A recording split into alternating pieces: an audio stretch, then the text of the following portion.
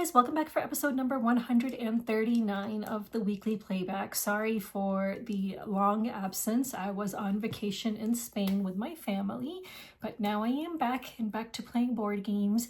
So let's just get into the board games that I played recently. Let's talk about Apothebakery. So this is a 2025 game for 1 to 4 players, designed by Paolo Jones, and the artwork is done by Jonas Fischer and Paolo Jones, and it's published by Lux Lupo Games. This is a game which I had backed on Kickstarter, and I backed the deluxe edition of this game. So, oh, and the inside of the box is nice too. So I played a 3-player game of this. This is like a contract fulfillment game. It's actually quite a simple game. As you start reading the rules, you might feel like, oh, there's quite a bit more to this game than you thought, and there's a lot of components. But once you start playing, it's actually a very simple game. In this game, basically you are apothebakers and you are trying to heal these various creatures by brewing potions that you need in order to heal them. So you're going to have one main board, and on this board there are going to be various ingredient types laid out. Here is the round tracker, and you're just going to have various ingredient types and the power amount that you will need in order to collect that ingredient type. When there are ingredient types laid out for a round, those ingredient types will remain until the end of the round. You don't replenish as soon as someone takes some ingredients, and that is important, and we will get to why in a second. There are 2 sides to this board. Depending on player count, you will use one or the other. And then this is a player board. Each player board is going to look relatively the same. You're going to have certain special tokens here, which you'll be using during the alchemy phase when you are brewing potions. You'll have your turn order number here. You'll be storing your potions here, and that is the maximum amount of potions you can store. So if you need to discard any, you'll be using one of these special tokens here if you need to discard any. And then this measures your mana. So those are the main components, and then each person has a reputation tracker, and it's whoever has the most reputation at the end of the game that is going to win. So you're keeping track of your reputation on your own reputation tracker. So each person is going to have a 4-y deck of cards. I think they call them 4-ys, but you know, in the game, but you can just call them fairies. I think that they're just furry fairies, and they just came up with the name 4-ys. I don't think 4-ys is actually something. So there's different kinds of species of 4-ys. So you'll see the 4-y egg deck. So each person will have their own deck of cards. So there's different types. So there's like berries, there's insect, there's crystal, there's plant, and water 4-ys. So you will just pick whichever deck you want to play with. You're going to shuffle all the cards and then create your draw deck. So it's kind of like a deck building game, not necessarily, it's not really a deck building game, but it's kind of like a deck building game in how you draw your cards, and then you can't shuffle the deck again until all the cards have been used, and then you can reshuffle them as necessary in order to draw again.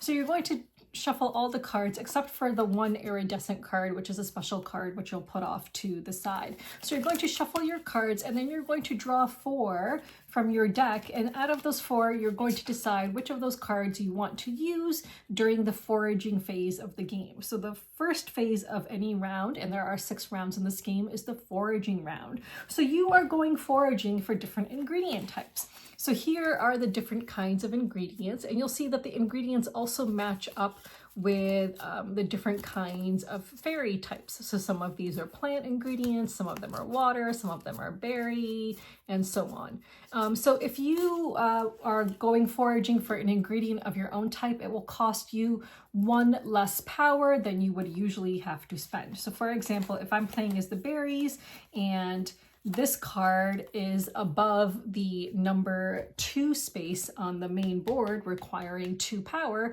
I would actually only need to spend 1 power in order to get this, since I am playing as the berry fairies.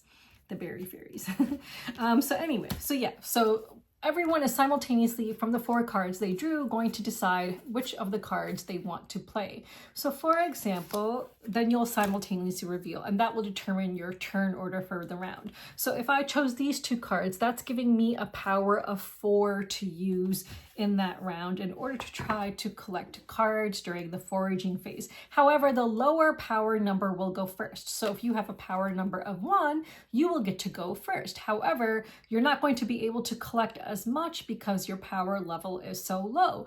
However, if you have a higher power number, you will be able to collect more cards during going foraging, but you're going to end up going later, and who knows how many cards will be left by that point in time. So once you've collected your ingredients, then after everyone has collected their ingredients, then you're going to discard the cards you used, and the cards you didn't use, so if you drew 4 and you didn't use 2 of them, you will just put them back on the top of the deck. So in the next round, you're going to draw the top 4, and the cards that you do use will go into a discard pile, which you'll shuffle when necessary. So now you have the alchemy phase of the game, of the round. So during this phase, you're going to process your elixirs.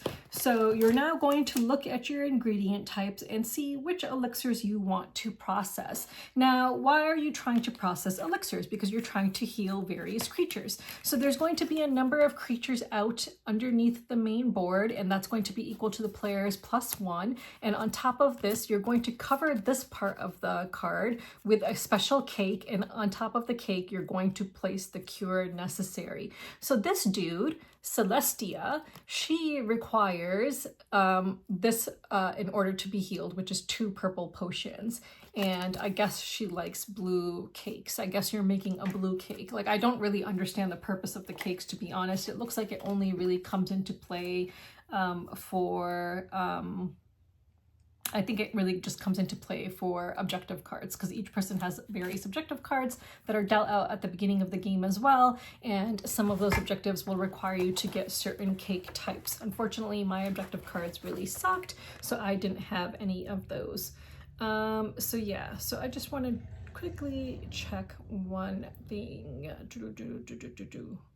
Yeah, reputation points, rewards. Okay, yeah. So you are going to be brewing potions. So during the alchemy phase, you will look at which ingredients you have. So for example, this one has a potency of 1, and it's a purple card. So it's going to brew a purple berry potion. So you, during the alchemy phase, will look at the potency and then be able to brew potions. So let's just go to that, because I want to make sure I don't miss anything.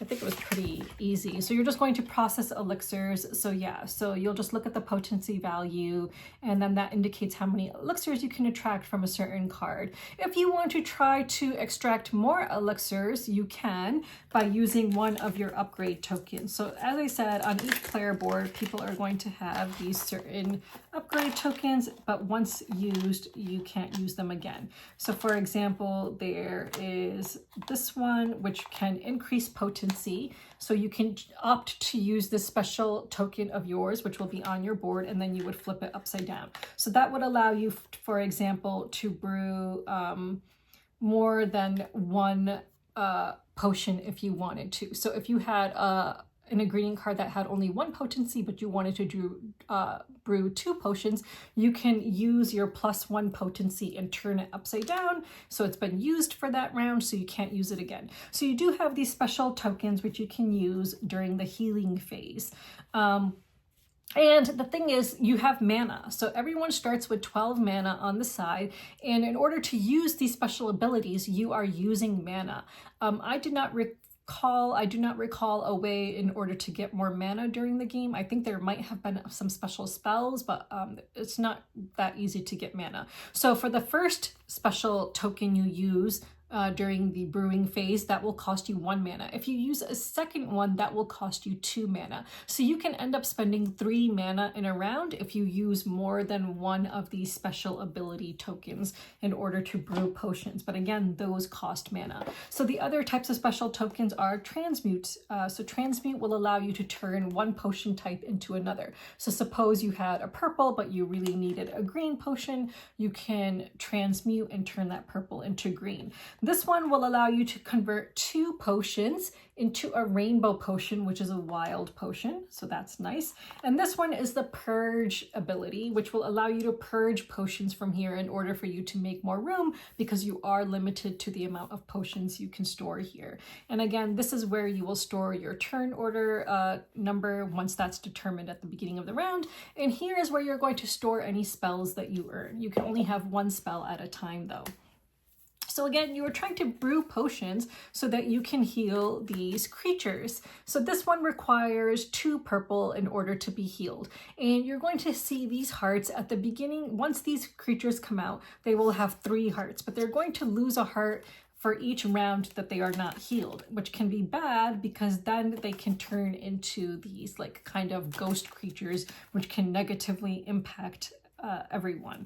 So you want to try to heal the creatures before they lose all the hearts that are placed on them. Once a creature is healed, if you are the one to heal a creature, which is the next round, phase of the round, so let's just talk about that. So that is the healing phase. So in turn order, you can turn in potions which are required by a creature and heal them. So in this case, you would gain 3 reputation for healing this creature. So you would add that to your reputation marker. Then you will look at this card and you will also get to keep these. So you will keep these next to your board. So now you have a blue cake and this one, let's see, what does this do? Oh yeah, so you're going to look at the rewards. So you're going to see how many hearts are remaining on this creature, which will also add to your reputation. So you are now going to be able to, like, let's suppose this one started with 3 hearts as indicated, 3 hearts as indicated by this cake.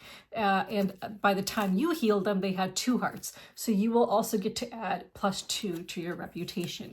So the hearts, the cakes will also indicate how many hearts that creature starts with on them and how long you basically have in order to heal them. So again, the creature will then go away and you will keep the cake and the potions next to you. And you will also get to collect some spell cards and then choose which of the spell cards you want to keep.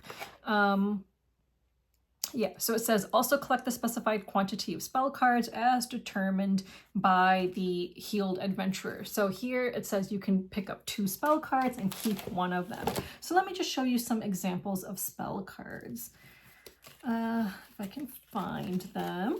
So you will keep 1 and you will keep it on your board and you will use it at the specified time. So these are the spell cards. And some of them can be really helpful. So for example, like this one says use an alchemy ability twice for 1 mana cost. So if you want to use one of your special abilities twice, you can do that. And then you would discard the spell after using it.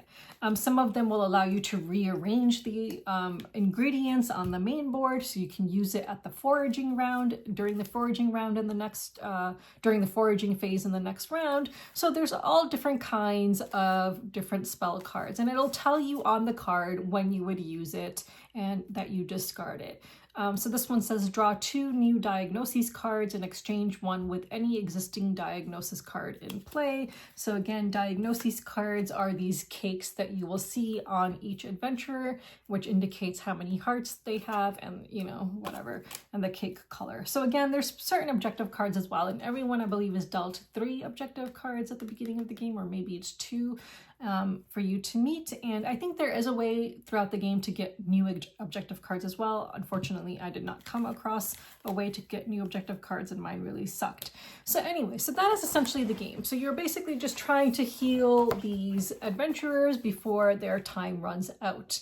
Otherwise, you have death if they do not get healed in time. So this is the unfortunate occurrence of a side effect related death by rolling a skull in the unfortunate. But okay, so you're going to roll a die if a creature dies, and then you will collect the cake cards and the reputation card points indicated on the cue card, but not the reputation points associated with the blah blah blah blah blah. Okay, so you will reveal the ghost vengeance only. Okay, so flip the customer card over to reveal the ghost vengeance. Only the player accountable for the death should resolve the ghost vengeance event. Okay, so only the person who is responsible would resolve that. That actually never happened in our game, which is why I actually don't really know how this works. So we never really had any of these creatures turn over because we were kind of playing almost semi-cooperatively to see who could do what. But anyway, at the end of the game, you're just basically going to see who has the most reputation and count up reputation points from objective cards, and then whoever has the most will win. Yeah, but I guess all you really need to know is that there are these negative effects that can happen, and there are some times when you have to kind of like exchange cards with other players and do stuff like that. But otherwise, it's a very, very basic contract fulfillment game. So it's just a very basic contract fulfillment game with cute little creatures. So if that sounds like your kind of thing, then you might enjoy this. I do think maybe it's a little bit too basic for me. Oh, and one thing I did forget to mention is when you brew potions, the potions are actually in this bag. So you're actually going to draw out potions from this bag, and you might get a spoiled potion or you might get a bad one, in which case you're going to need to sometimes roll a die when you're trying to heal patients to see what happens. I don't find the effects to be that negative, in fact, so, you know, I feel like I had maybe 1 or 2 bad potions, but like when you roll a die, it's not like terrible. You're just going to end up subtracting some reputation points from what you would get otherwise. So yeah, so that's really what that is. But I'll just show you an example of some potions. So like here, you'll see all the different kinds of crystal potions. I believe these are the crystal ones. And then some of them you can see are bad potions. So you're going to have some bad, like, I guess, tainted potions mixed in with the good potions. So if you draw one of those, you will still place it onto your board, but when you go to heal someone with a bad potion, then you have to roll a die and see how many reputation, if any, you will lose. But you can also end up gaining reputation, so it's not necessarily a bad thing. You're going to roll this die. So let me just show you the die that you would roll. And this die can also result in the adventurer dying, I believe, which is when the skull would, if the skull comes up, then the adventurer dies, and then you're responsible for what's on the other side of that adventurer on their ghost side. So just for example, it says this ghost lingers amongst the waiting adventurers. The first healed will experience side effects. Resolved by rolling the side effects die. Okay. So yeah, so that is basically the game. So a very, very easy game to play. So if you're just looking for a cute little cozy contract fulfillment game, I guess this could be that. It's kind of cute. I mean, it is cute, and I guess it's kind of cozy. So yeah, so that was Apothebakery. So do I think it's worth the amount I paid for it, the deluxe edition? I mean, I don't know. For the simple gameplay, maybe not worth it entirely. I feel like it cost more than the amount of times I'm going to play it, given its simplicity. So we shall see. It might be one that I eventually call, even though the components are so nice and it's just super cute. But yeah, so that was Apothebakery. So let's move on. Another game I played recently is Magna Roma. This is a 2022 game for 1 to 4 players, designed by Matteo De Nardis, and the solo designers are Thomas Nielsen and Kai Stark, and the art is done by Jose David Lanza and Sarah Stanoleska, and it's published by Arcona Games. Now, this is a really interesting tile placement game. This is a friend's copy, which I am borrowing to make this video. So I really enjoyed my play of this game. So I'm going to have to throw up pictures because there's quite a bit of different like tracks and stuff. But basically what you're doing is you are going to have different tiles on this board of different kinds. So you're going to have, like, for example, these red tiles, which will show that building on them. You'll have some purple ones like that, and you'll have some just regular beige, I guess we'll call them, tiles, white tiles, whatever. So those are the different kinds of tiles you're going to have, and each person is going to be building a 5x5 grid of Rome, and trying to, you know, just gain the most points, of course. So basically on your turn, you are going to have a pawn on one of the tiles around this board. So to start the game with, in reverse player order, you're going to place your pawn on one of these tiles, and that's the tile you'll take. And then after you take a tile, you will then be able to place your pawn on another tile up to 2 spaces away. Suppose there's a tile here with someone's pawn on it, you would not count that as one of the 2 spaces. So if I took this tile, I would count this as a space and this as a space, and then if these 2 are empty, then this one and this one. So you don't count tiles with with other people's pawns on them as a space when you're counting up to 2 away for the one that you are going to place your pawn on, which would then be the tile that you take in the next turn when it's your turn. So basically you are collecting tiles and placing them adjacent to a tile that you already have in your grid. Everyone has one starting tile to begin the game with. So I don't know where the starting tiles are, but oh yeah, they're in the bag. So each person's starting tile will look something like this. So I'll just show you the blue one. And you're going to see different shapes around the tiles. Now, not every tile is going to have shapes around it. So for example, this tile has 2 stars on it, which I'll explain what that means. So it only has 2 shapes around it, whereas a tile with maybe, like for example, no stars on it might have 4 shapes around it. Who knows? Let's see if I can find one with 4. Yeah, here we go. So here's one tile that has no stars on it. And again, I'll explain what stars mean in a second, but you can see it has 4 different shapes around it for you to make connections, which you're definitely going to want to do, because when you place down a tile, you are forming these connections so that you can gain different rewards. And you will see on the player aid what the different symbols mean. So for example, if you formed a connection that looks like this, which is half rectangle and half whatever that is, that means it's a population. So you can gain 1 or 2 population, which are these little meeples, these green meeples, which you will need, and I'll explain why you would want them in a little bit. So that's what population does. It's basically going to be a balancing act where you're trying to make different connections and gain different benefits in order to, you know, make your city thrive, basically. So the different kinds of connections you can make are all over here, which will allow you to go up on maybe different tracks. Like, so there's a connection that you can make, which is called luxuries, which will allow you to gain 1 or 2 luxuries on the market board. So there is a market board which you can increase on if you make that connection. Now you can go up by 2 if you made the connection with 2 matching colored tiles. However, if the tiles do not match in color, then you will not go up 2, you will go up just 1 instead. Now, why would you want to go up the market board? Well, number 1, you want to go up it because on these spaces here, there's going to be like a little trade marker that will allow you to perform a trade once you reach that point, which can be beneficial. But also these points will determine how much of your own personal board tracks are worth at the end of the game. So as you're trying to go up different tracks, you're trying to keep them all balanced because the lowest amount is what you are going to score points for. And I'll show you that in a little bit. So luxuries allows you to go up on the market board. So again, you're going to gain luxuries every time you form this connection when you place down a tile. The next one is prestige, which basically just lets you gain points on the point track. So that is this one. So if you form a square, you get to do prestige. If you form a circle, you will gain 1 or 2 coins. Again, you will get 2 coins if that circle is formed by 2 tiles of the same color. Otherwise, you would gain just 1 coin.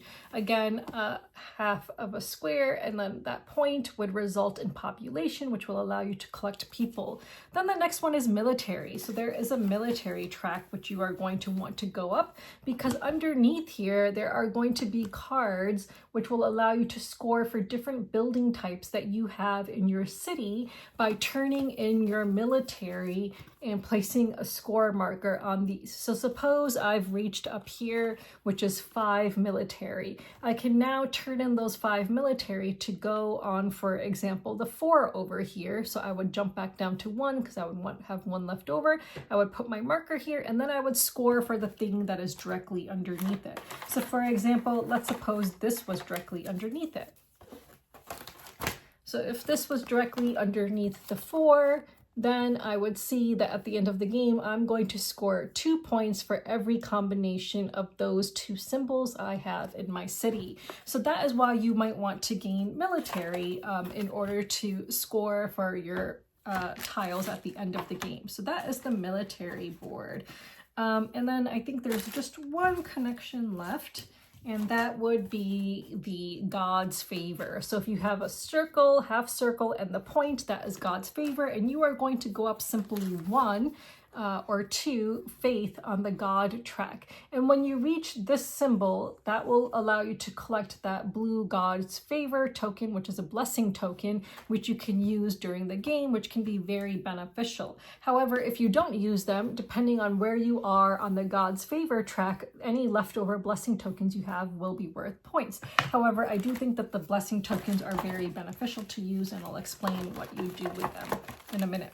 So each person's player board looks like this. So when you place down a tile, if that tile has stars on it, you will increase your personal token on that track by the number of stars on the tile that you just placed. So again, some tiles will not have any stars on them. So if you place this, you would go up by 1 on this gray one. If you placed this one, you would have gone up by 2. So you're only looking at the tile you just placed. So when you place down a tile, first you're looking at the connections to see what you gain from the connection you made, and then you're going to go up these tracks. And as you start going up these tracks, you will also gain bonuses. And on your turn, there are also free actions you can perform. So you can build a monument. So what is a monument? So monuments are these these tiles that you'll have that will cost a certain number of coins. So they're going to be placed underneath the main board, which is here. And on your turn, if you have enough coins to build a monument, then you can build a monument. But by the end of the game, you're going to need the necessary population in order to score them. So for example, let's suppose you built the Temple of Vesta.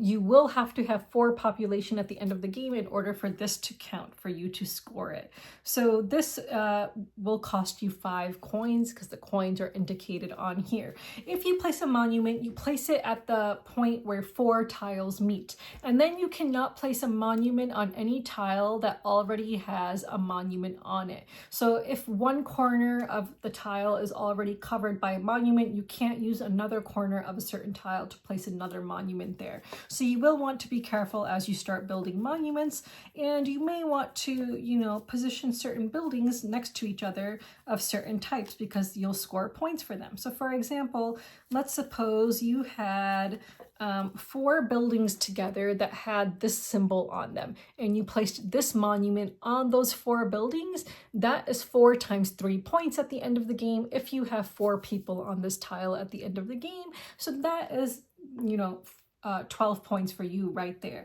So that is why you might want to build monuments, because they will give you points at the end of the game. Another thing you can do on your turn is send legions to conquer provinces, which again is turning in your military in order to place your scoring token on one of the cards underneath, or you can bless a city tile in your city with a blessing token. So if you gained one of those blessing tokens we talked about by gaining God's favor, you can place this on a tile and reactivate each shape that is around that tile that you had formed. So you can again reactivate, for example, you might be able to collect money, you might be able to go up on the military track. So you want to try to reactivate tiles that have 4 different connections on them, 4 different shapes, because that way you'll gain the most from them. You cannot reactivate one tile more than once. So once it has a blessing token on it, that's it. You can't reactivate that tile again. So basically, you are going to play until you have a grid of 5 by 5 tiles. So everyone is going to take a total of 25 turns, and then at the end of the game, you're going to also score for your objectives. Not your objectives, your tiles, your, what do you call them? Your monuments, yes. So you're going to score for your monuments, but you're also going to score for, again, your market board. You're going to see where you are on the market board, as we discussed, and then you will see where the lowest marker you have here is, and you will score that value times where you are on the market board to get points for that. So that is why you want to try to keep the amounts of starred buildings you have of the 3 different colors relatively equal, so that you score a decent amount of points from that. You will look at the Pantheon and see if you score any points for any unused blessing tokens. You'll score points for monuments only if you have the necessary people on them to use them, score them at the end of the game. And then you will score for the province cards, which are those cards underneath the military board, which we talked about, which you could claim by turning in your swords. And then whoever has the most points will win. So yeah, I really enjoyed this game. I had never heard of this game before, but a friend brought it to game night, and you know, we got to play it, which I really liked it. I just really enjoyed, you know, making these connections. I enjoyed like trying to get the tiles I needed, and just, you know, having these combos happen, like, so you can have combos happen in this game, which is really fun when it does happen. So yeah, so I really enjoyed this game, and if you enjoy tile placement games and just, you know, comboing and just trying to, you know, go up different tracks and stuff like that, I think you would really enjoy this game. So I had never heard of it before, but it was a pleasant surprise for sure. So yeah, so that is Magna Roma. So if that sounds like something you're interested in, then you should definitely check it out. So yeah, so let's move on. Another game I played recently is Spectacular. This is a 2024 game for 1 to 6 players, designed by Elif Svensson and Asmund Svensson, and the art is done by Jermund Bone, and it's published by Chili Fox Games and Crowd Games. I mean, there's a number of publishers listed. So yeah, so this is a friend's copy that I am doing this video with. So this is a game in which you're going to be rolling dice and you're going to be trying to place tiles into your own different habitats. And it's a pick and pass game as well. You know, it's a nice little game with animals in it, so you would think that I would love it because it has animals in it. However, I feel like the theme has nothing to do with the mechanics. So for that reason, I wasn't the biggest fan of this game, but I'll just go briefly over how it plays. So each player is going to start with one of these little boxes, which will have your own tiles in it for you to start the game with, and each player is going to start with a player board that looks like this, and you are going to start with 3 tiles placed out where you see the 1, 2, and 3, and then you're going to create a deck of your own tiles, and you'll have 3 of them face up here, and each person is going to have dice in these colors. So you'll have 2 yellow, 2 blue, 2 green, and 2 gray. So you're going to roll your dice and place them out in these slots. So you're going to again start the game with 3 tiles already placed out, and you're going to have 3 of your tiles face up there, and you will have your own you know, little stack of tiles for yourself until those run out. But there's a bunch of other tiles in the game that you're going to be choosing from. So let me just show you some examples of tiles that you will have. So these are all of the pangolin tiles. So you'll see pangolins on the back, and on the front you'll see different animals and some different like dice spots and stuff like that. And then there's going to be a box of like tiles, you know, that all the players will be using. And again, they have all different kinds of animals on them, and, you know, different kinds of dice spots, and maybe like a third of a circle, and I'll explain what those circle things are in a minute. And then you're going to have these, which you're going to use, and this is what you're going to be picking and passing on. So you're going to place a tile of each color onto here, and then if in a 3-player game, which is what I played, you'll place 1 die of each color onto here. So on your turn, what you're going to do is you're going to pick 1 thing from here and then 1 thing from the side of your own board. And when the stuff from the side of your own board runs out, that's it. Like, there's going to be no other stuff. So it's timed so that you'll always have enough stuff here and then enough stuff on these tiles that are being passed around for you to get what you need. So for example, you could take a die from here and a die from here. You could take a tile from here and a die from here. You could take a die from here and a tile from here. So you're going to have to pick 1 thing from here and 1 thing from here and place it onto your board somewhere where it can be placed.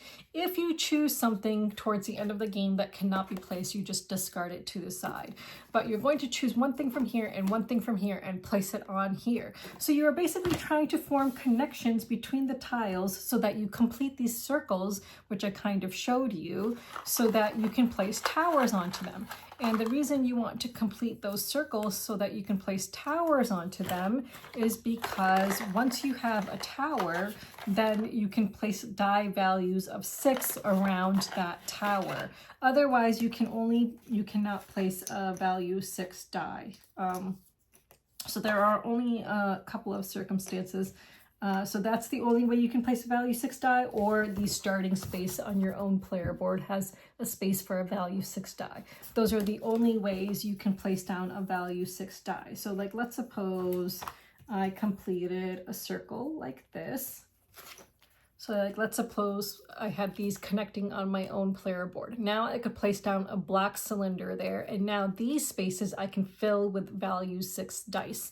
You're going to want to try to obviously get the higher value dice on tiles that you can, because it'll be worth more points. And you're also going to be scoring regions. So you're trying to connect blue to blue, you're trying to connect green to green, and yellow to yellow, and so on. For regions where you don't have high value scoring dice, you're going to want to try to get more of these kinds of tiles that have hearts on them, which can only hold a 1 or a 2 die.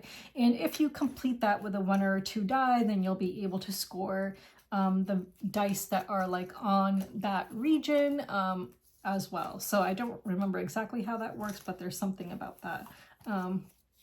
So yeah, so it's a pick and pass game. So again, you're just going to keep on passing around this tile until the end of that first phase of the game. So the game kind of takes place in 2 phases. So at the end of the first phase, you're going to be scoring your tiles leading back to the ticket on your board. So you're going to like add up the value of all the dice that lead back to this ticket. So you want to try to have tiles which are adjacent and create a path back to here, and then you'll add that up at the end of the first round.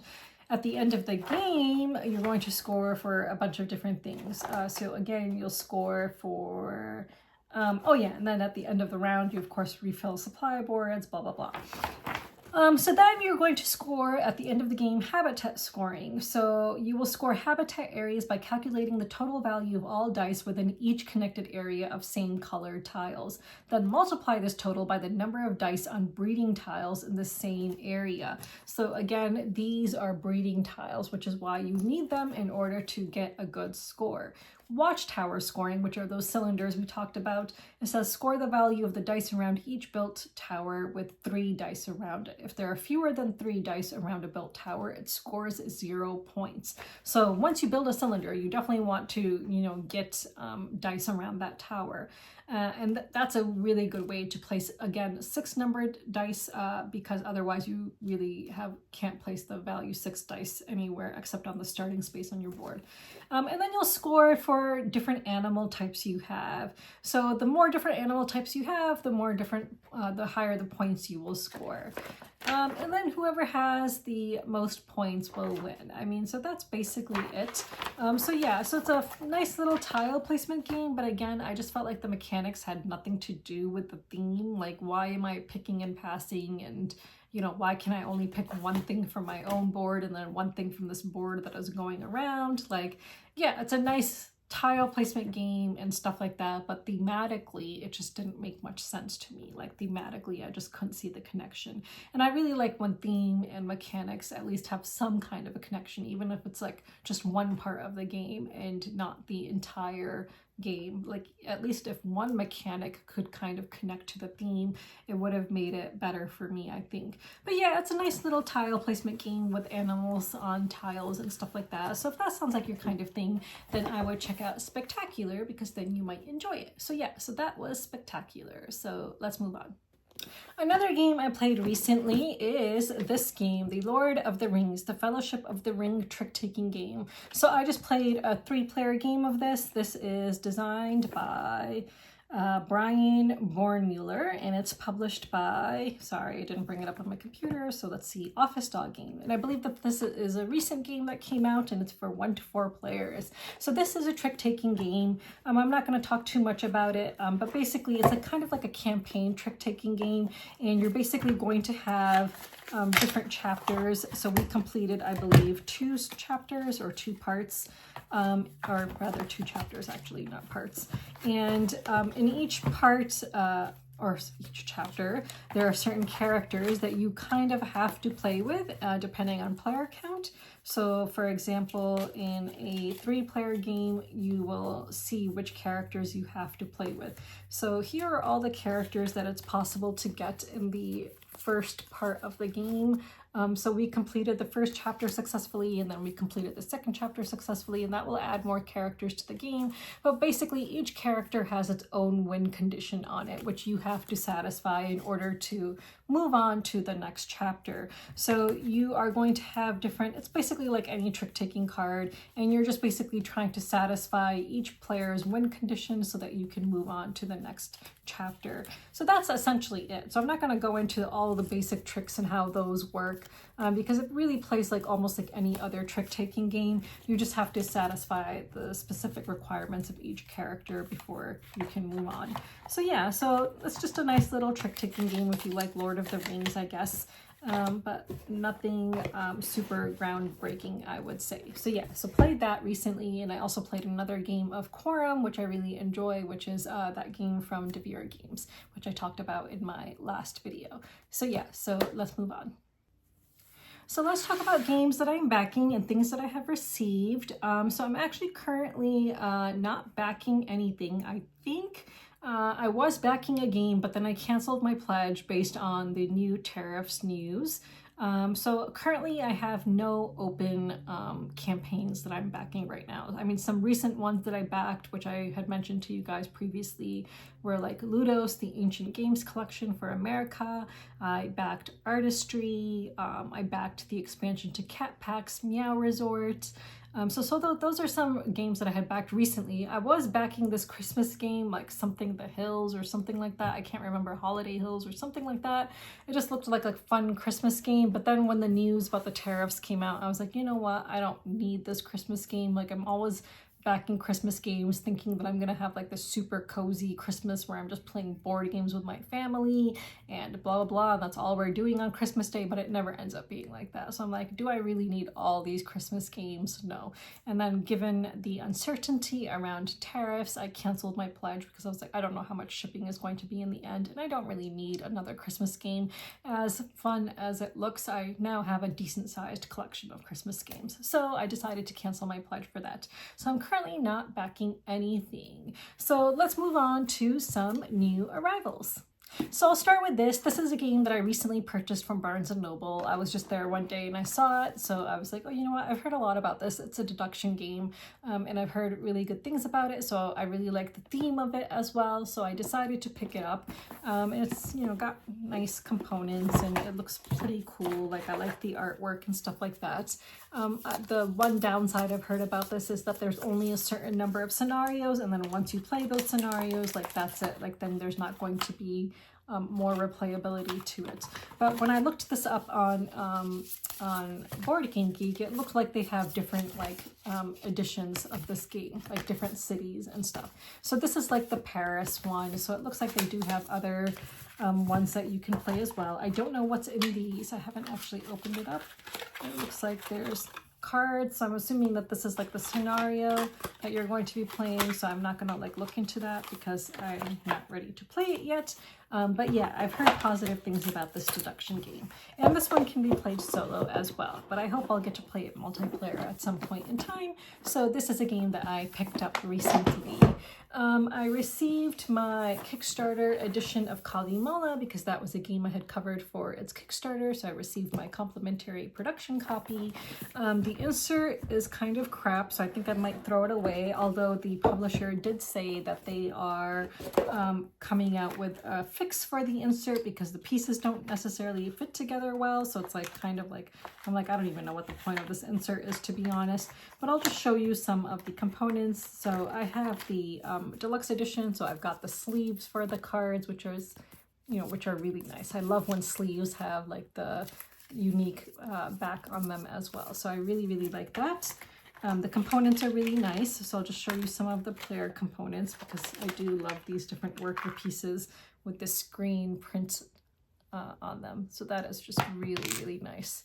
So these are super nice, the different kinds of player pieces for the workers, and they just feel really nice as well. There's just a whole bunch of different player components, and honestly, I'm not even sure I want to use the insert because the way that it is, they could potentially just become a giant mixed mess.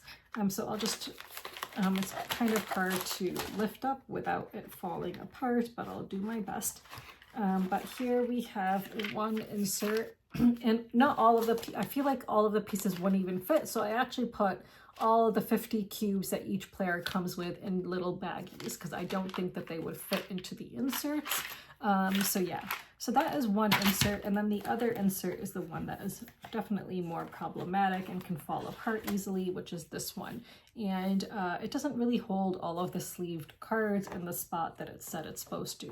And then this is what a player board looks like, which is dual layered, which is really nice. And I do love me some dual layered boards. So yeah, so I'm contemplating just getting rid of the insert. I do not know yet. Because again, you have to be very careful if you're going to use it. So yeah, so this arrived, and because I got the deluxe edition, it also comes with the playmat, which is really nice. So I think when I play this, I will actually play with the playmat. But I really enjoyed my play of this. It's designed by Fabio Lopiano, and I really love Fabio Lopiano's games. I think he is a fantastic designer, so I am super excited to play this again. And then I received a review copy, which I'm really excited for, from Devir Games, which is, as you guys know, my favorite publisher, and that is Transgalactica. And this is designed by Daniel Tassini, and the art is done by Ido Valls. Now, I don't know if I've ever actually played a Daniel Tassini game before, but the embargo for unboxing has been lifted, so I will unbox it with you guys as I haven't actually opened up the box yet. So it's got that really amazing new board game smell, which I really love. And of course, like every Devir game, it comes with all the different language rule books. So it looks like there's a lot of components, and I love how colorful this game is. Like, look at the player colors. Like, oh my god, I absolutely love these bright player colors. Just seriously love them. I just really am loving all of these colors in these player pieces. Of course, I will be playing as purple. But yeah, so lots of components. So I'm not going to open up each individual baggie and do that right now. There is this promo that it came with, a bunch of different baggies. Let's open up some of these player aids. It looks like they're player aids. And of course, it's going to give you player aids in every language, which you do not need. But yeah. I just really love that new board game smell. But this is really nice quality, by the way. These player aids, they feel really nice as well. Nice and glossy. What do we have here? We have some big white cube, just like a big white cube. Maybe it's a round tracker or something. I've got a bunch of different cards. Let me just open up these cards.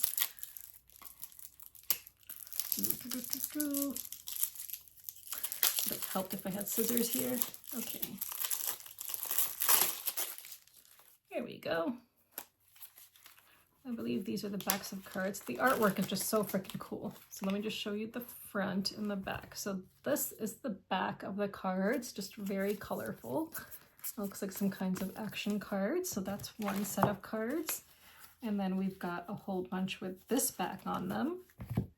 Look at that. That is very cool. Oh, the artwork is just so freaking cool.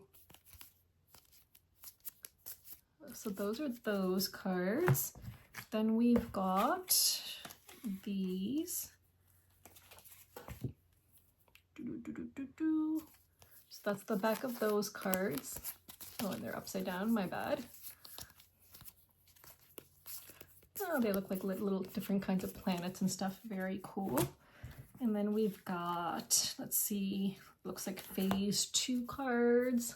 Look at those aliens. Oh my gosh. Oopsies. So yeah. Oh my god, this game is just so freaking colorful. I love it. Then we've got these number 1 cards. Look at how colorful. Wow. And then finally these. Just so freaking pretty. Yeah, so that's that. So those are all the cards.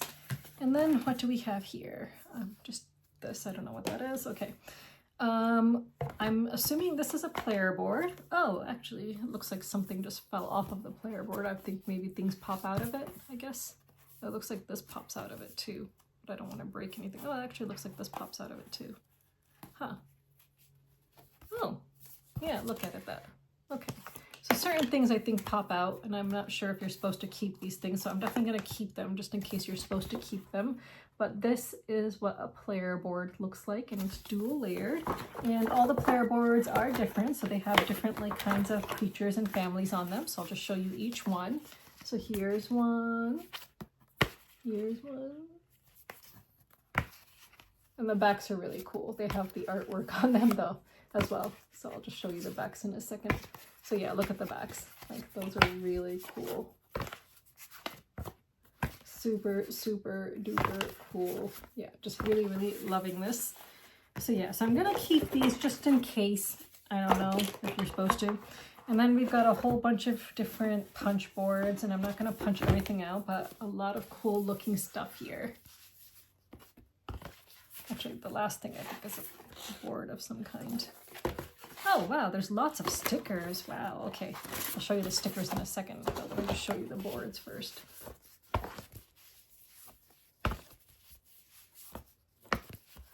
Okay, I think I went through all of them a couple times. Okay, so those are the boards.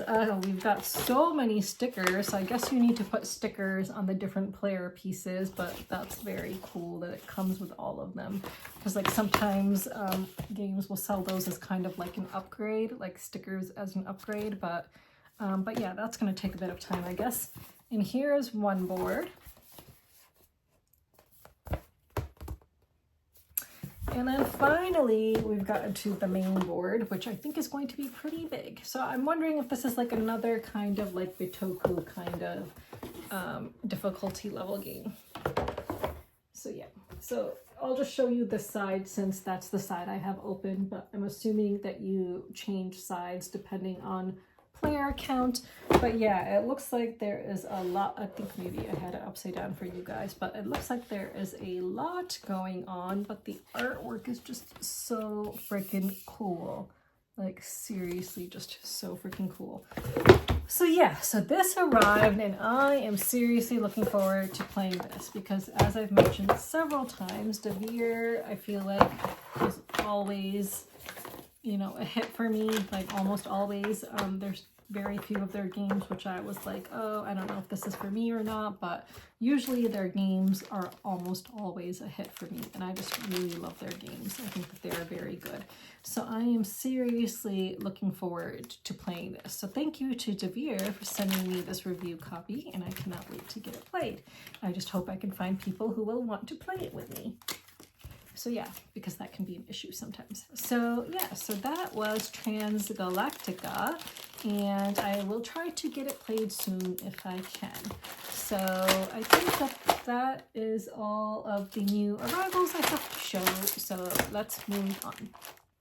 So let's talk about Alhambra, but not the board game, the actual place. I've actually never played the board game, but now I kind of wish I had before I actually went to Spain. So I went to Spain for for a week. So I visited Madrid, Cordoba, and Granada. So in Cordoba, you have the one mosque, which was built by the Moors, the Muslims who came up from Morocco. And that was very impressive. Like the Cordoba mosque was just really beautiful. And then it was, of course, turned into a cathedral many years later. And then there was Alhambra, which was a fortress city. So Alhambra is super duper impressive. It's like built on top of like a really big hill, maybe a mini mountain. I don't know technically what it's called, but it overlooks the rest of the city, and it's really high up. So to get there, you know, it's a bit of a drive up in order to get there. It's like away from the main city, and it's just so freaking impressive. So it's a fortress city, so you have this one big fortress building, you've got the palaces, you've got other people's, you know, homes that were there, you have other people's, you know, shops and things that were there, because it was like, kind of like a tiny city within these fortress walls, and it consisted of several palaces. So you had like the main palace, the Nusrat Palace, and then there was a summer palace with its beautiful gardens and everything. Just really, really impressive.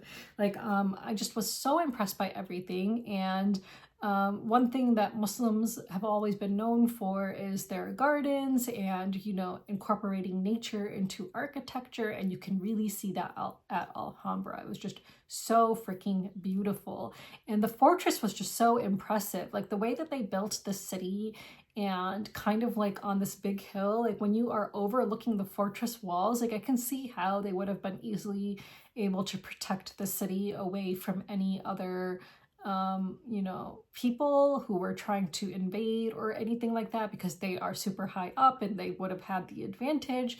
But yeah, like how they built these things back then, I don't know. Like I'm always super duper impressed whenever I visit historical sites and see such places. So yeah, so I just wanted to briefly mention that, because I just think it's really worth seeing if you can ever get a chance to go there.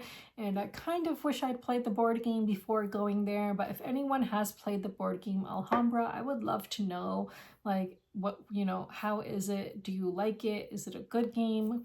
Maybe I'll check it out. I don't know. But the city, the fortress city itself, the palaces, the fortress, everything was just so freaking impressive and just so beautiful. Like the gardens and the garden palace were just so, so beautiful. And Islamic architecture is known to be very, very beautiful, and I love it. And whenever I go to Muslim countries and get the opportunity to visit gardens and palaces, I absolutely love it, because they're just all so freaking beautiful. And one thing that Muslims have been known for, and if you are going to be joining for my book club discussion, my nonfiction book club discussion later, where we are discussing this book, like the chapter that we are going to be talking about this week talks about how Muslims, how important hygiene is for Muslims, and how they had been creating bathhouses long before, you know, the Europeans started realizing the importance of hygiene and remaining clean, because it's a big part of Islam to be physically clean as well as spiritually clean. So before Muslims can perform any prayers, they have to make sure that they're completely physically clean as well. So bathhouses have always been an important part of Muslim societies around the world, from, like, you know, very, very old times, from the time of Prophet Muhammad until present day. And so you can see bathhouses in Spain as well, these old Muslim bathhouses as well. And, you know, the Europeans learned a lot from the Arabs and their bathhouses, which, again, if you're reading this book, you will learn as well in the chapter we're going to be discussing today. So, you know, that's another cool thing you can see when you visit Spain, is the Arabic bathhouses and stuff like that. Arab, not Arabic. Arabic is the language. So yeah, so really, really cool. So again, if you ever get a chance, you know, to visit, I would highly recommend it, because it's just a cool part of history. And also, if you ever get a chance to go to like Istanbul, you can see some cool Islamic architecture there as well. So I'm just trying to list places that might be easy for Westerners to travel to, because I know that you are not going to have the opportunity to, of course, go to like Iran or Iraq and those places as easily as you would like Spain or Turkey. So yeah, so it was just a lot of fun to go with my family, especially, and just see these amazing places. And I really do hope I get to return someday, because I really, really enjoyed it. So yeah, and I also bought this book about Granada and its history. So I thought I might read you guys some facts, but given the time, I probably won't do that. But I'm, you know, during this, I probably would have posted up some pictures for you guys. So hopefully you guys saw pictures. And then I also have this like little thing about Cordoba that I picked up. So Cordoba, the mosque in Cordoba was actually built well before the, before Alhambra. So Cordoba was built, I believe, in 700 something, if I remember. Oh, yeah, so it says, so Abdul Rahman the first built the original mosque, 786 to 788. So Cordoba Mosque, which is the one that's known for its red and white arches, that's famous for that, that was built in the 700s. But Granada, Alhambra, was built much later. I believe that was built in 12 something, if I remember correctly. So built much later, but here is a map of Alhambra and the gardens and everything. So it's actually a pretty big place. And like, if you visit, you definitely need at least one full day, I would say, to take in everything and appreciate everything. So let me see if it says the year that it was built, but I do believe it was like, so it says the Spanish Muslims, rulers of Al-Andalus, blah, blah, blah. Let's see. Yeah, I can't remember exactly, but I'm pretty sure it was like 12 something. Yeah, the Nusrids of the Kingdom of Granada. So this was the last reigning Muslim dynasty in Spain. And does it say when they built? So construction, let's see. Yeah, so I think construction started in 1238, I believe. So many years after the Cordoba Mosque. So the Muslims were in Spain for quite some time. And then, of course, it was in the 1400s. I can't remember the exact year, 1472 or something like that, when the Christians took over Alhambra and started, 1492, I believe it was. 1492 is when the Christians gained control again of southern Spain and started taking control of these different buildings that the Muslims had built. So yeah, so that is just a very, very brief history lesson. But if you ever get the chance, I highly recommend visiting. So that was my trip to Spain. So let's move on. So let's do our fiction book club. So for this week, we were supposed to read chapters 19 and 20 of The Bird King. And having just gone to Spain, I wish I had started this book after visiting Alhambra, since this book starts in Alhambra. So it would have been really cool to visualize all those things while reading it. But of course, she does mention Alhambra a couple of times in chapter 20, I believe it was. But yeah, just being in Alhambra, I was thinking about this book, and I was thinking about another book that I'm reading for fun on the side, which kind of takes place in Morocco for part of the book. And I was thinking about all the influences, the Muslim influences in Spain when I was visiting, and so it reminded me a lot of the books that I've been reading, which was really cool that both books kind of coincided with my trip to Granada. So yeah, so in this chapter, they finally reach somewhere, and then you find out who the Bird King is. Now, I'm kind of disappointed by the way that she took that, like the direction she took this whole Bird King thing in. It's turned out to be more of a philosophical thing, like, oh, the Bird King is you're the Bird King. Like, I don't know, it was kind of a letdown for me, to be honest. I would like to know what you think about that, and I'm just confused, like, what else is there left to discuss? Like, okay, so now they're like living in this palace or whatever they've found or stumbled upon with these other people there, and like, what else are they going to be doing now? So I guess I'm just kind of still intrigued about where this is gonna go, but I was a bit disappointed about the way that the whole Bird King thing was resolved. And I would love to know what you feel about that. Maybe you really liked it, which is totally cool. I mean, everyone's, welcome to have their own opinions about literature, and I think it's meant to inspire different kinds of feelings in people. But for me, I was just a little bit disappointed. Like, I guess I wanted it to go into more of a fantasy direction with an actual Bird King somewhere, maybe. I don't know. But maybe it's better that it didn't go in that direction, so it can be more relatable. Like, oh, it's the journey, and you coming to realizations of becoming a wise person, blah blah blah. So maybe that's better. Maybe it's more relatable that way. So I am curious what's going to happen next. So let's, for next time, read chapters 21 and let's see how long 21 is. 21 is a pretty decent sized chapter, actually. So yeah, actually, if we just read chapter 21 next time, and then 21 and 22, and then we can finish it off the time after with 23 and whatever is left, 23, 24, 25, 26, because I feel like they're pretty, actually, let's see how long chapter 23 is. Sorry, I'm just being a little bit picky here. I just want to try to like make it even. Let's see. So if we read, does that look even? Maybe if I trying to make it like somewhat even. Actually, okay, why don't we read chapters 21, 22, and 23 for next time, and then we'll finish off the book the time after. So read chapters 21, 22, and 23, and then the time after we'll read 24, 25, and 26 and just finish off the book, and then we can start a new book. So yeah, so read chapters 21, 22, and 23. But yeah, let me know your thoughts about the whole Bird King thing and what you thought. So yeah, I know I'm just rambling and repeating myself, so I'll stop now. So yeah, so that was this week's fiction book club. So let's move on. So for this week, we were supposed to read Chapter 7 of Palestine, a 4,000-year history by Nur Masalha. And Chapter 7 is Between Egypt and Al-Sham, Palestine during the Ayyubid, Mamluk, and early Ottoman periods. So again, this chapter talks a lot about how Palestine was mentioned and existed in maps, and it talks about all the different maps that were in existence, which mentioned Palestine and listed Palestine and showed Palestine as an actual region, and how these maps were relied upon by even Europeans, so that they are like well-known maps made by Arabs, but maps also made by Europeans, which also talked about Palestine and showed Palestine. And then it talks about the establishment of the Ayyubid dynasty, I guess. Is it a dynasty? I don't know.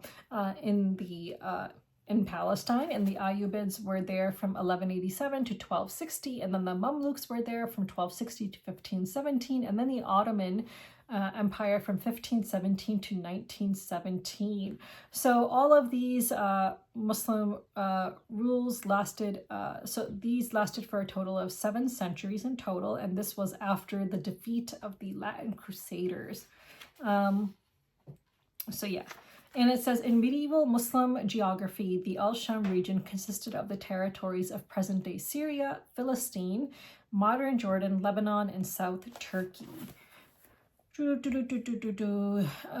yeah, and then, this chapter talks a lot about how, all of this history is like really has endured, and it's in Palestinian memory today as well. So, people, again, who are trying to erase Palestine's history, people can try as hard as they want, but I think this book proves over and over again that you cannot erase a history of a land that has such an ancient history and such a rich history and culture.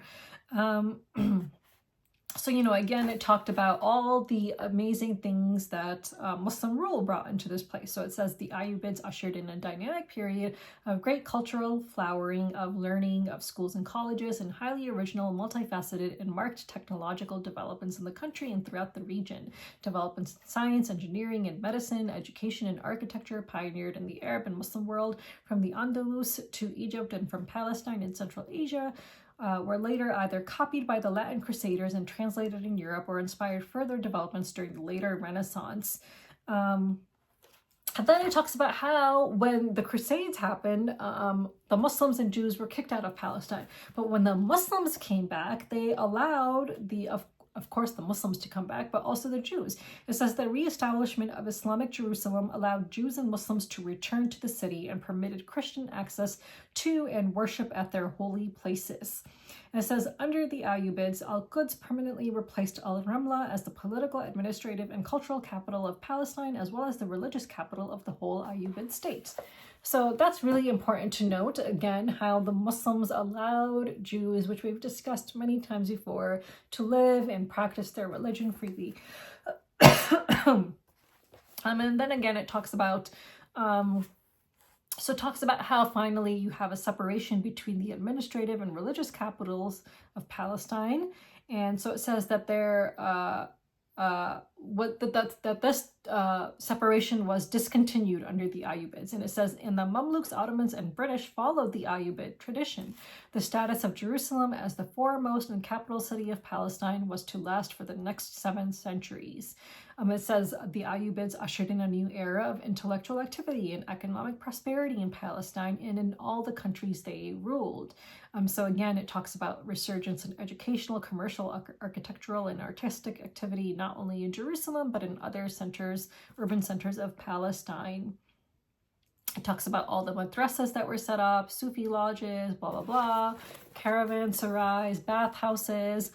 So, I think the mention of bathhouses is really important because, the way Western media wants to portray Muslims is always as dirty, unclean, uneducated groups of people, which couldn't be further from the truth. Number one, by now everyone should know all the contributions that Arabs, Persians, and Muslims have made to the world in general, in terms of math, in terms of medicine, in terms of science, which includes astronomy, you know, engineering, architecture, all these contributions which Muslims have made to the world, which you can see even in board games that we play. Like, look at the South Tigers trilogy.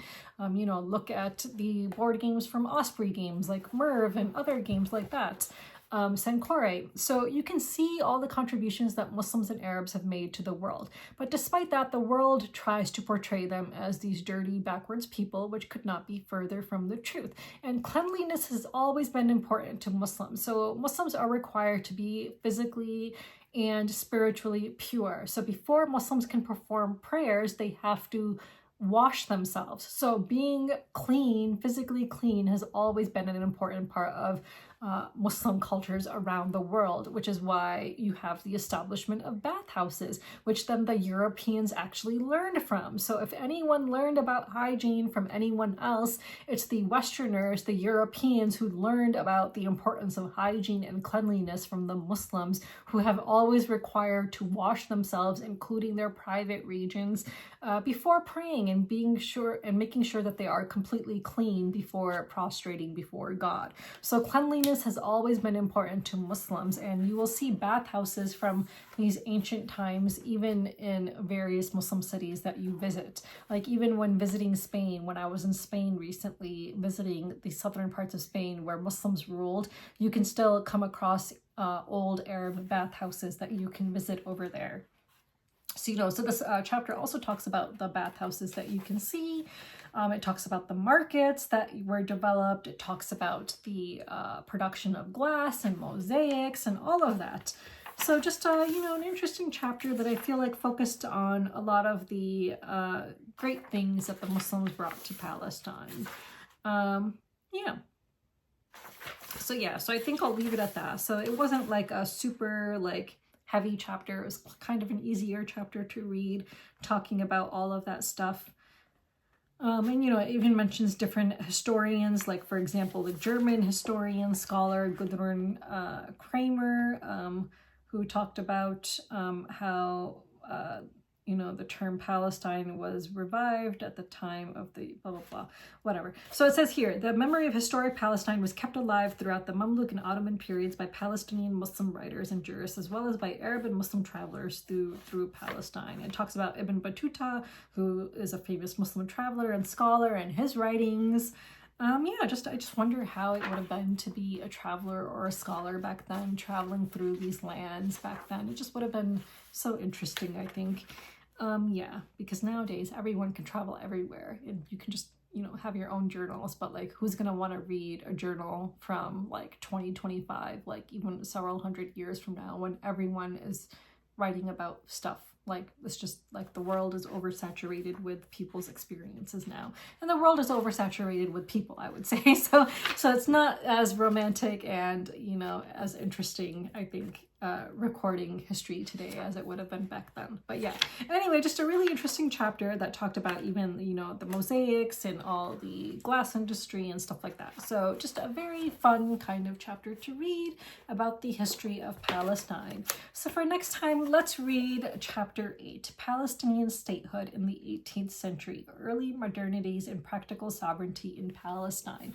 So we're almost getting to the crucial part of the book that I think we all want to get to, which is settler colonialism.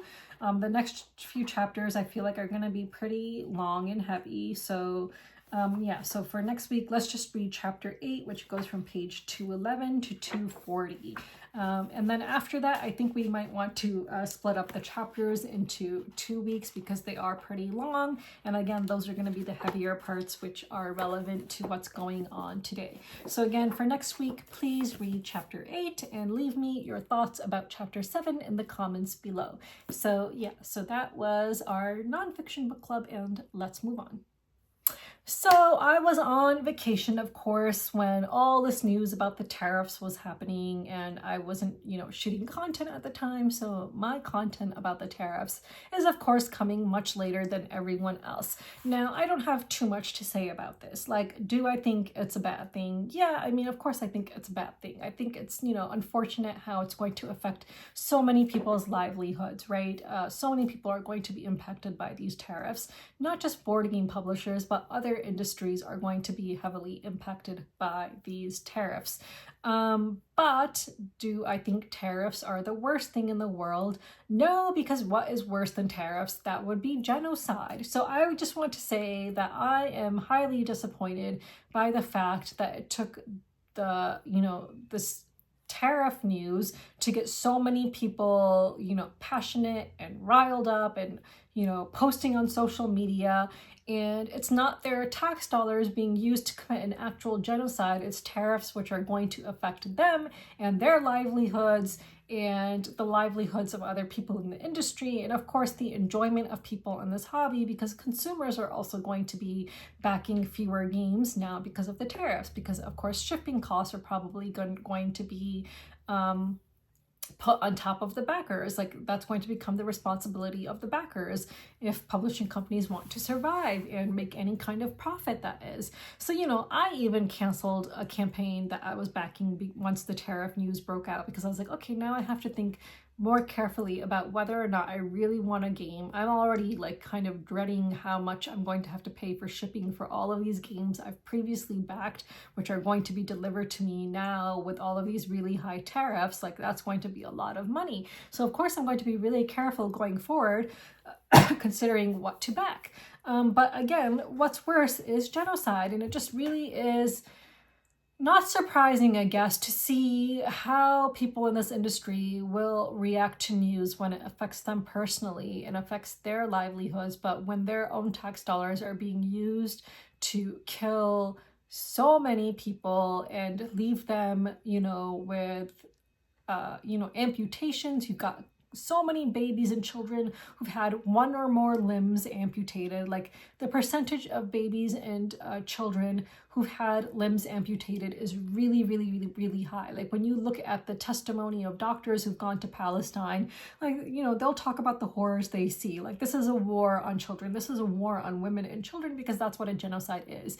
They want to stop the Palestinian population from growing. They want to eliminate the current Palestinian population. So when you're committing a genocide, who do you target? You target women and children. And recently, we've been seeing, as the genocide has been intensified, that solely women and children are being targeted. Like, they are not even trying to have the pretense of going after men and so-called Hamas fighters. Like, they are now solely targeting just women and children in areas as well. So, we've had this ongoing genocide, which has not gotten the kind of response that tariffs have gotten in this industry. And it just makes me wonder, where is the fucking humanity of people? Like, where is your humanity? Like, you care more about tariffs than you do about a genocide, which has been happening since October of 2023. Since October of 2023, countless Palestinians have lost their lives. You've seen entire generations, entire families, entire lineages just wiped out completely. We've seen so many babies under the age of 1 just killed. Like, the amount of babies who have been killed in this genocide is enormous. Like, you can just go on Instagram and see the names of, you'll find posts where they've created posters with all the names of the babies who've been killed in this genocide. And it's it's so long, you need so much paper to write down the names of all these babies, because there are just so many. And it's just disappointing but unsurprising to see that the board game industry still does not care. And of course, as always, it's disappointing but unsurprising to see how certain individuals in the board game industry who were encouraging you to vote for Kamala Harris are now talking about how the two-party system is broken and how Democrats don't care about you. Everything that I was saying before elections, leading up to elections, that Democrats just don't give a fuck about you. They don't give a shit about you. Democrats only care for themselves and the oligarchy, just like Republicans. So the powerful only care about themselves and the rich, and now people are finally waking up, but in their waking up, they're still not acknowledging the genocide and how it's connected and how this is all connected. Like, they're still ignoring the genocide.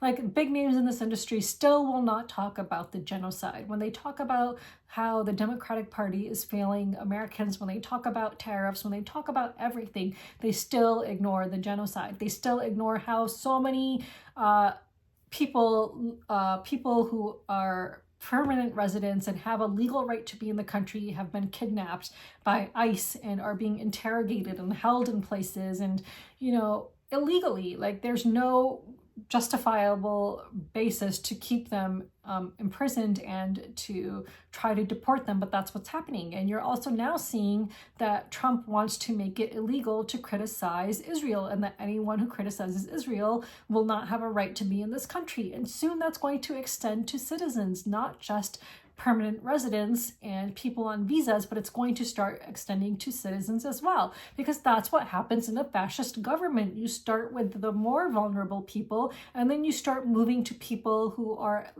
have a full right to be in this country, and you're going to start deporting citizens at some point in time. Like, that's definitely going to happen. But despite that, despite all of these horrible things happening to people who've been vocal about the genocide, people in this board game industry are still silent about that. Like, when they criticize Trump, they don't mention the fact that ICE is kidnapping all these people. And why are they kidnapping these people? For being vocal against the genocide. So people in this industry are still, turning a blind eye to the genocide. They're still being Zionist shills, and they're still supporting their Zion Nazi friends and people in the industry. And yeah, you can still see the hypocrisy in this industry. And you will continue to see it for a long, long time. And this is when, this is basically akin to people saying, well, when the Holocaust happened, why didn't you do anything? Why didn't you say anything? All these people who just stood by and let the Holocaust happen, that's who these people are now. All these people who are not talking about the genocide, you are those people who stood by and let the Holocaust happen. Like, when I saw Eric Lang's post many weeks ago now about how back, during the Holocaust, like, his grandmother or someone was saying, he was talking to one of his grandparents, like, oh, how did this happen? Blah, blah, blah. Like, fuck you. You're allowing the current genocide to happen. You're not saying anything against the genocide. You have not once condemned the genocide. You haven't said anything about it. Like, we are witnessing a modern day Holocaust and people are silent. And if you're questioning how the Holocaust happened and you're not saying anything about the genocide, then you are one of those people who would have just let the Holocaust happen as well. Like, no difference. There is no fucking difference between that and this. So if you're silent, you're either just a complete coward and you don't want to be called an anti-Semite, because people in this world will try to conflate anti-Semitism with anti-Zionism, which is not the same thing. Anti-Zionism is not anti-Semitism. And if you are staying silent because you don't want to be called an anti-Semite, then you're just a fucking coward. Like, you have the ability to educate yourself, read books, so that if anyone does call you an anti-Semite, you can respond appropriately. So there is no reason to stay silent for that reason. Like, you can educate yourself and arm yourself with knowledge. If you're staying silent because you don't want to upset the Zionists, the Zion Nazis in the industry, then you're just a fucking Zion Nazi shill, and you're a Zion Nazi yourself. Like, no ifs or buts about it. And if there's nothing wrong with being a Zionist, then proudly proclaim that you're a Zionist. Like, if you think there's nothing wrong with being a Zionist, then you should not be afraid to say that you're a Zionist or a Zionist supporter. Just like people who think that there's nothing wrong with being a Nazi or a Nazi supporter. So that is the state of the industry today, where I get it. Tariffs suck, but genocide is worse. Tariffs suck. Yes, tariffs suck for everyone, but genocide is worse. At least you still have your heads attached to your body, unlike Palestinian children. So, you know, that's all I really have to say about that. I'm just still disappointed with the industry. As always, the industry still sucks. The industry is still full of Nazi shows and hypocrites. Yeah, and they all just really, really fucking suck. So yeah, so that's that. So that is my take on the tariffs. So yeah, so let's move on. This week's question of the week is inspired by Magna Roma. What is an older game, now this isn't that old, it's a 2022 game, but still, that you think kind of went under the radar, but which is a really decent game? Like, I had never heard about this game, but I really enjoyed my play of it. I think it's a really solid, good game. So I'm surprised I'd never heard of it until I played with my friend's copy, which is this, the other night. So I want to know what other games have kind of slipped under people's notice. Like, what other games have people not noticed that are just really solid, decent, good games that you would recommend, but you don't see being talked about? So let me know in the comments below, and I would like to check them out. So yeah, so until next week, bye.